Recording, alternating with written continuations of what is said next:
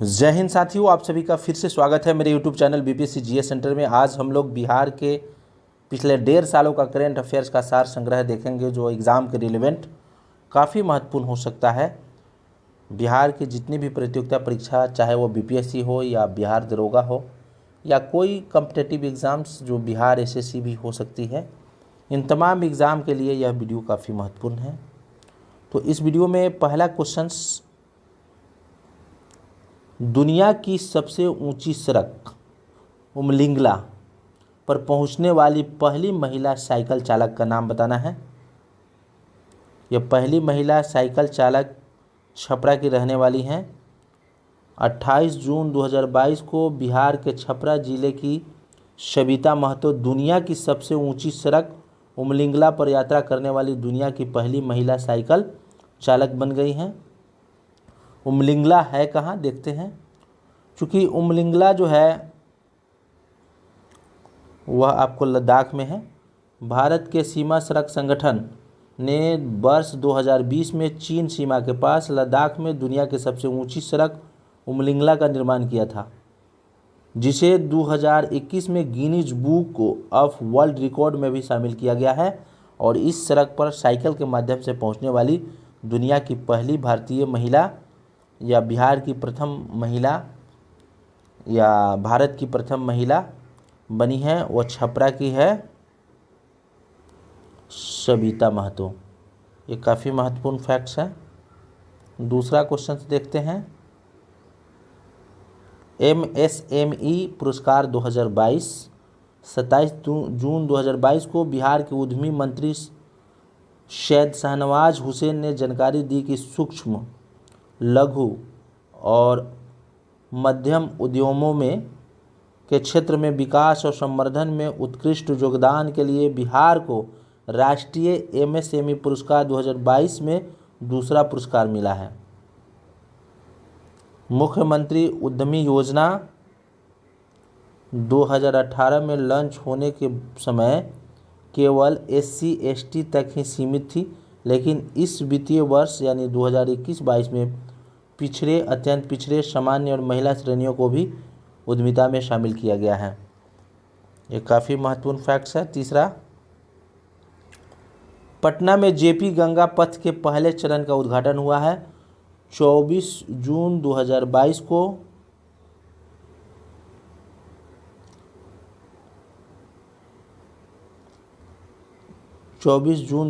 को मुख्यमंत्री नीतीश कुमार ने मुंबई में मरीन ड्राइव की तर्ज पर पटना में JP गंगा पथ के पहले चरण का उद्घाटन किया है। ये जो JP गंगा जो पथ होगा वो अब मुंबई के मरीन ड्राइव की तर्ज पर होगा, उस मॉडल पर होगा। दीघा घाट से दीदारगंज तक यह सड़क जो है 20.5 किलोमीटर लंबी है। कुल लागत जो है 3821 करोड़ की है। ये काफ़ी महत्वपूर्ण है। दीघा जो पुल है दीघा घाट पर, दीघा घाट से दीदारगंज तक, इसकी जो कुल लंबाई है वो लंबाई आपके एग्ज़ाम में पूछ सकता है, 20.5 किलोमीटर हो जाएगा। और यह जो मॉडल तैयार किया गया है मरीन ड्राइव ऑफ मुंबई के तर्ज पर। बिहार के बागों में उगाएंगे मसाले। हाल ही में बिहार सरकार ने राज्य के किसानों की आय बढ़ाने के लिए कदम उठाते हुए बगीचों में मसालों की खेती के लिए योजना बनाई है। मसालों की खेती के इस साल के प्रयोग के तौर पर शुरू किया गया है। इसके लिए ओला, अदरक, हल्दी का चयन किया गया है। इस खेती में अब प्रदेश के 12 जिलों में बगीचों में की जाएगी इस तरह की खेती।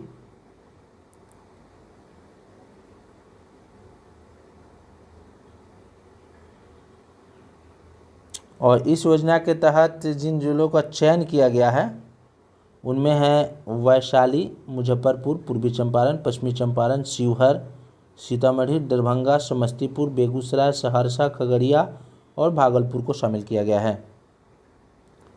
आगे हम देखते हैं। किसानों को 10,000 करोड़ रुपए की गारंटी देने के निर्णय को ली गई है मंजूरी। 21 जून 2022 को मुख्यमंत्री नीतीश कुमार की अध्यक्षता में हुई राज्य कैबिनेट की बैठक में बिहार के किसानों को गेहूं और धान की खरीद पर 10,000 करोड़ की गारंटी देने का निर्णय लिया गया है। नेक्स्ट क्वेश्चन देखते हैं। मुख्यमंत्री दिव्यांगजन सशक्तिकरण विद्यार्थी योजना 21 जून 2022 को मुख्यमंत्री नीतीश कुमार की अध्यक्षता में हुई राज्य मंत्रिपरिषद की बैठक में निःशक्तों की बैटरी से चालित होने वाली तिपहिया साइकिल देने का निर्णय लिया गया है। बिहार सरकार चालू वित्त वर्ष में राज्य भर में अलग अलग विकलांग व्यक्तियों को 10,000 बैटरी चालित तिपहिया साइकिल वितरित करेगी। अगला क्वेश्चन देखते हैं। बिहार में SDSO राज्य बांध सुरक्षा संगठन का गठन किया गया है। हाल ही में बिहार के बांधों और बैराजों के रख रखाव के लिए और सुरक्षा के लिए एक राज्य बांध सुरक्षा का गठन किया गया है।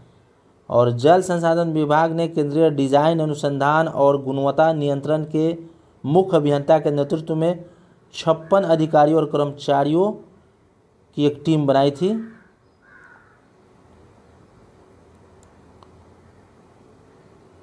पाँच 5,254 बड़े बांधों के साथ भारत वर्तमान में दुनिया का तीसरा सबसे बड़ा देश है डैम के मामले में है।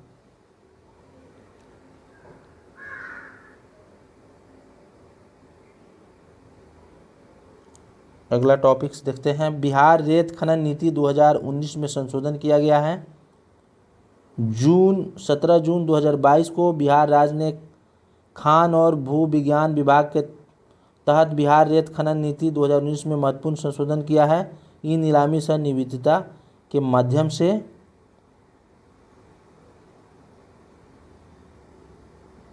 अगले 5 वर्षों के लिए राज्य के सभी चिन्हित बालू घाटों का DM करेंगे। बालू घाटों के बंदोबस्त शुल्क में पिछले वर्ष की तुलना में 50% की वृद्धि हो गई है। बालू घाटों के बंदोबस्त में सुरक्षा जमा और सुरक्षा राशि में को 10% से बढ़ाकर 25% कर दिया गया। अर्थात बालू खनन नीति में टैक्स में बढ़ोतरी हो चुकी है। अगला प्रश्न देखते हैं। बिहार का राजकोषीय घाटा कैग के अनुसार बिहार का राजकोषीय घाटा 15,103 करोड़ रुपए से बढ़कर 29,827 करोड़ रुपए हो गया है। यह आंकड़े आपको एग्ज़ाम में हमेशा पूछने की संभावना बनी रहती है।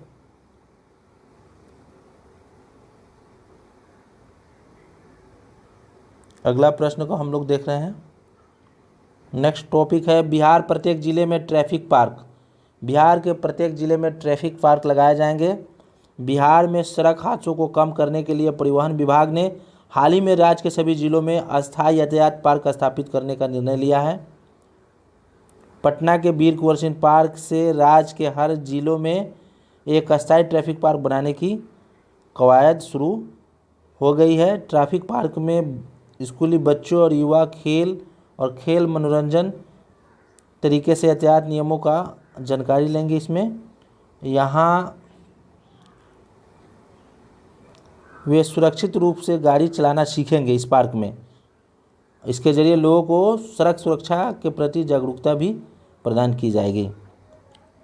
तो पटना के वीर कुंवर सिंह पार्क से यह शुरू किया गया है एक अस्थायी ट्रैफिक पार्क बनाने की कवायद, और पहला ट्रैफिक पार्क जो है पटना में बनाया गया है। अगला प्रश्न देखते हैं। प्लग एंड प्ले बिहार के उद्योगों को बढ़ाने के लिए सरकार की पहल है। प्लग एंड प्ले क्या है? हाल ही में बिहार सरकार ने राज्य में उद्योगों को बढ़ाने के लिए प्लग एंड प्ले की पहल शुरू की है, जिसके तहत 5 जिलों में plug and play pre fabricated shed का निर्माण किया जाएगा। जैसे कि आप देख रहे हैं, यह उद्यमी केवल फैक्ट्रियां शुरू कर सकेंगे। उपकरण स्थापित करना इसका मुख्य उद्देश्य है। 15 करोड़ रुपए की लागत से एक शेड का निर्माण किया जाएगा।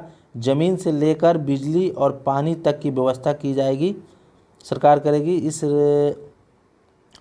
इसमें राज्य में औद्योगिक विकास की गति तेज होगा। इससे नहीं, इस योजना के तहत सरकारी कताई मिल परिसर भागलपुर, बेला औद्योगिक क्षेत्र मुजफ्फरपुर, हाजीपुर औद्योगिक क्षेत्र हाजीपुर, कुमारबाग औद्योगिक क्षेत्र पश्चिमी चंपारण और सिकंदरपुर औद्योगिक क्षेत्र बिहटा पटना में शेड का निर्माण किया जाएगा।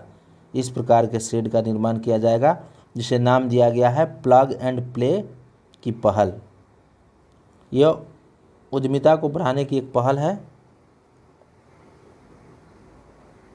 आगे हम लोग देखते हैं, बिहार में विलुप्त होने के कगार पर थारू और सुरजापुरी भाषाएं। नहीं, ये हमारे जो जनजातीय हैं उनकी जो अपनी जो संस्कृति है, उनकी अपनी एक विरासत है।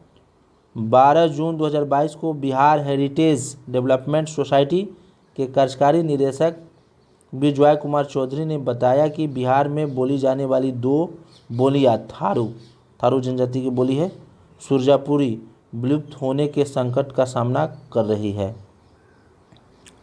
थारू भाषा भोजपुरी और मैथिली के मेल से बनी है। इसको देखते हैं। थारू समुदाय द्वारा मुख्य रूप से पश्चिमी और पूर्वी चंपारण जिले में बोली जाती है। इनका संख्या पश्चिमी और पूर्वी चंपारण में ही ज़्यादा है। सुरजापुरी भाषा बांग्ला, मैथिली और हिंदी के मेल से बनी हुई है और यह मुख्य रूप से किशनगंज, कटिहार, पूर्णिया और अररिया जिले में बोली जाती है और यह विलुप्त होने के कगार पर है। इसका संरक्षण देना बिहार सरकार का काम बनता है। ONGC ने बिहार के 2 जिलों में पेट्रोलियम भंडार की खोज की मंजूरी दी है। 6 जून 2022 को बिहार सरकार ने राज्य के समस्तीपुर और बक्सर जिलों में तेल भंडार के अस्तित्व का आकलन करने के लिए ONGC को पेट्रोलियम इन्वेंशन लाइसेंस को मंजूरी दी है। ये रहा बिहार के समस्तीपुर और बक्सर जिलों में तेल भंडार के अस्तित्व का आकलन करने के लिए ONGC इस पर पहल करेगी। बिहार में होगी जाति जनगणना।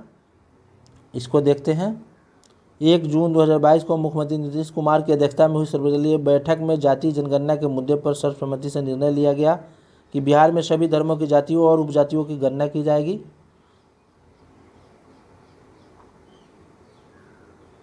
अगला टॉपिक, बिहार सरकार ने जमुई जिले में देश के सबसे बड़े सोने के भंडार की खोज की अनुमति दी है। 28 जून 2022 को बिहार की अपर मुख्य सचिव सह खान आयुक्त हरजोत कौर बाबरा ने कहा कि बिहार सरकार ने जमुई जिले में देश के सबसे बड़े स्वर्ण भंडार की खोज की अनुमति लेने का फैसला किया है। अगला टॉपिक है फ्लोटिंग सोलर पावर प्लांट। हाल ही में बिहार की एक बिजली कंपनी ने बिहार की फुलवरिया और दुर्गावती में 2 स्थानों पर तैरते हुए सौर ऊर्जा संयंत्र स्थापित करने की योजना बनाई है। नवादा की फुलवरिया, जैसे कि जानकारी के अनुसार फुलवरिया में 20 मेगावाट और दुर्गावती में 30 मेगावाट क्षमता का प्रस्ताव संयंत्र नवादा में फुलवरिया बांध की वजह से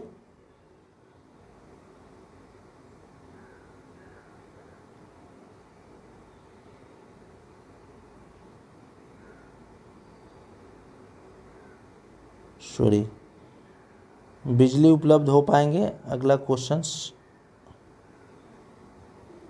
निपुण बिहार योजना। निपुण बिहार योजना हाल ही में एक समीक्षा बैठक में बिहार शिक्षा विभाग के अपर मुख्य सचिव निपुण बिहार योजना को लागू करने का निर्देश दिया है। निपुण बिहार योजना निपुण भारत योजना के तर्ज पर है। प्राथमिक गौरतलब है कि नई शिक्षा नीति के तहत केंद्र सरकार द्वारा प्राथमिक कक्षाओं मुख्य रूप से 1ली से 3री तक के छात्रों के बीच बुनियादी साक्षरता और संख्यात्मक ज्ञान में सुधार के लिए निपुण भारत योजना शुरू की थी। इसी तर्ज पर बिहार सरकार ने भी निपुण बिहार योजना शुरू की है।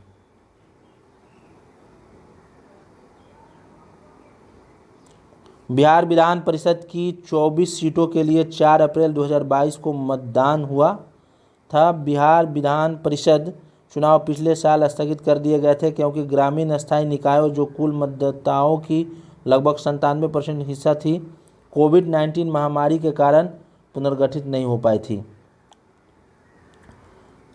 ये देखेंगे बिहार विधान परिषद या एमएलसी के चुनाव के बारे में। गौरतलब है कि बिहार विधान परिषद में 75 सीटें हैं, इनमें से 63 निर्वाचित और 12 मनोनीत होते हैं।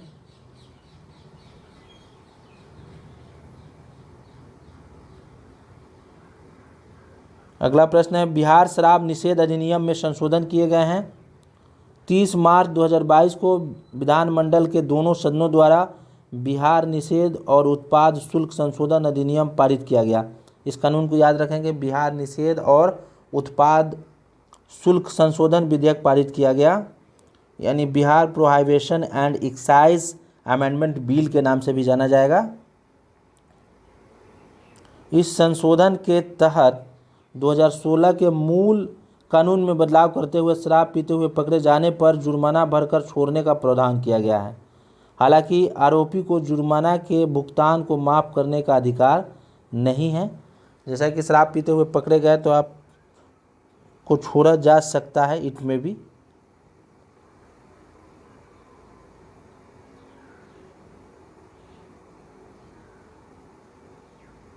बिहार दिवस 22 जनवरी 2022 को बिहार के मुख्यमंत्री नीतीश कुमार ने पटना के गांधी मैदान में 110वें स्थापना दिवस के उपलक्ष्य में आयोजित समारोह का उद्घाटन किया। इस बार 2022 में बिहार दिवस का मुख्य जो थीम था, जल जीवन हरियाली, याद रखिएगा। प्रदेश के 100 APHC मॉडल बनेंगे अस्पताल। हाल ही में स्वास्थ्य विभाग बिहार सरकार ने राज्य के सुदूर ग्रामीण क्षेत्रों में स्वास्थ्य सुविधाओं में सुधार की पहल करते हुए 100 अतिरिक्त प्राथमिक स्वास्थ्य केंद्र को मॉडल अस्पताल के रूप में बनाने का निर्णय लिया है। अगला क्वेश्चन, राजगीर चिड़ियाघर सफारी। 16 फरवरी 2022 को बिहार के मुख्यमंत्री नीतीश कुमार ने राजगीर में एक चिड़ियाघर सफारी का उद्घाटन किया। गौरतलब है कि 480 एकड़ क्षेत्र में फैले जू सफारी का निर्माण 176 करोड़ रुपए के निवेश से किया गया है। इसकी नींव 2016 में रखी गई थी।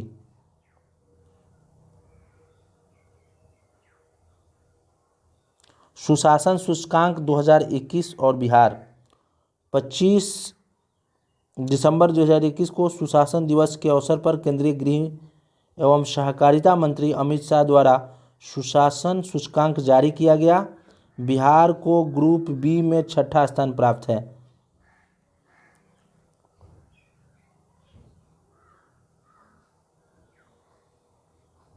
सुशासन के मामले में पहले रैंक में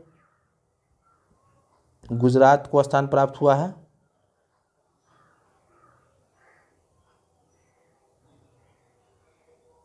बिहार नीति आयोग स्वास्थ्य सूचकांक 2021 में बिहार का जो स्थान है उसको देखना है। इस मामले में 19 राज्यों में बिहार का 18वां स्थान प्राप्त हुआ है। बिहार जो है समग्र राज्यों में स्वास्थ्य प्रदर्शन के मामले में बिहार का जो स्थान है वह 18वां है।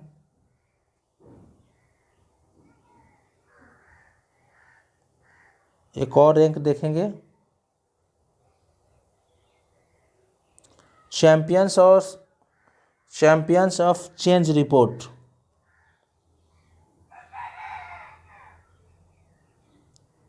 ग्यारह दिसंबर 2021 को नीति आयोग ने चैंपियंस ऑफ चेंज की डेल्टा रैंकिंग जारी की है। इसमें बिहार के 4 जिलों को शिक्षा के क्षेत्र में देश के 5 सर्वश्रेष्ठ सुधार वाले जिलों में स्थान दिया गया है। इसमें इस डेल्टा रैंकिंग में नीति आयोग ने झारखंड के दुमका के बाद बिहार के मुजफ्फरपुर देश में दूसरा स्थान प्राप्त किया है। औरंगाबाद तीसरा, बांका चौथा और शेखपुरा 5वां स्थान प्राप्त किया है। पटना मेट्रो के बारे में कुछ जानकारी ले लेते हैं। 10 दिसंबर 2021 को बिहार सरकार ने जानकारी दी कि यूरोपीय संघ, एशियाई बैंक और जापान सरकार की एजेंसी जीसा पटना मेट्रो के निर्माण के लिए 8,000 करोड़ रुपए तक का ऋण देने पर सहमति जताई है।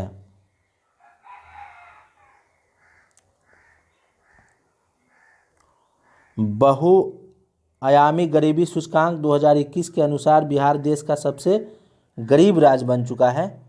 और यहाँ जो गरीबी का आयाम है रिपोर्ट के अनुसार 51.91% आबादी जो है बिहार का वह गरीब है, जबकि सबसे कम गरीब राज्यों की श्रेणी में केरल को रखा गया है। केरल जो है देश के सबसे कम गरीब राज्य है।